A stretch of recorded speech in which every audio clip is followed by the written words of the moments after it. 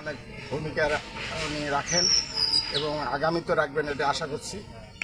প্রিয় আমার খেলোয়াড়বৃন্দ এবং প্রিয় এখানে আরেকজন কোচ আছেন, আমাদের বিপুল সাহেব আছেন এবং আরও অন্যান্য যারা আছেন, সবাইকে শুভেচ্ছা এবং অভিনন্দন।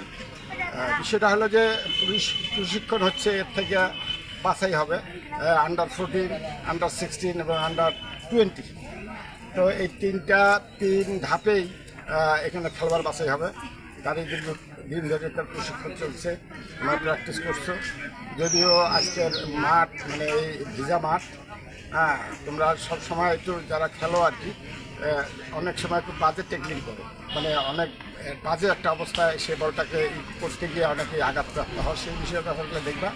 এবং বিশেষ করে এই বাছাই পর্ব আর কি, বাছাই পর্বে যারা সুযোগ পাবা না, তার মানে এই নয় যে তুমি আর আগামী দিনে সুযোগ পাবা না, এটা না।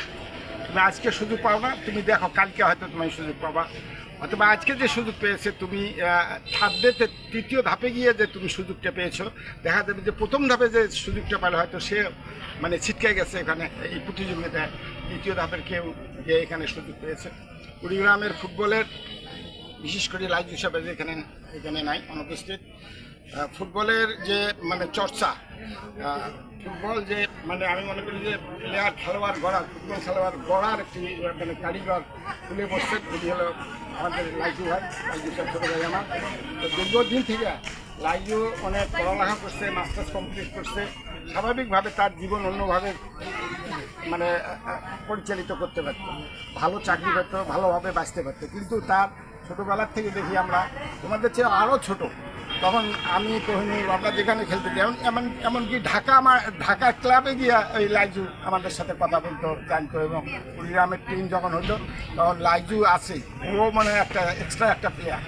তো এই খেলার জগতে, ক্রীড়া জগৎ ও ছাড়তে পারেনি, ক্রীড়া জগৎও ওকে ছাড়েনি। সে কারণে আজকের যে এই একটি গ্রাম একটি বল, ফুটবল নগরী কুড়িগ্রাম, এটি একটি স্লোগান। এই স্লোগানটি সারা বাংলাদেশে এখন প্রচারিত। এবং লাইজু যে অক্লান্ত পরিশ্রম করছে তোমাদের জন্য, লাইজুকে কেউ জেলা ক্রীড়া সংস্থা সরকারিভাবে হোক বা আমরা যারা পৃষ্ঠপোষকতা করি, আমরা খেলোয়াড় ছিলাম, আমরা এমন একটা ওকে সাপোর্ট দিতে পারি না। বিশেষ করে এই সমস্ত করতে গেলে ইকোনমিক সাপোর্টটা লাগে, অর্থনৈতিক সাপোর্টটা লাগে, সেটাও আমরা দিতে পারি না। কিন্তু লাইজু এত প্লেয়ার এই বেশ কিছুদিন ধরে যে এই লাইজু একাডেমি করার পরে যে যত খেলোয়াড় এই বাটে, এটি সম্ভব হয়েছে আজকে তোমরা যে আসছো লাইজুর কারণে, এটা স্বীকার করতে হবে।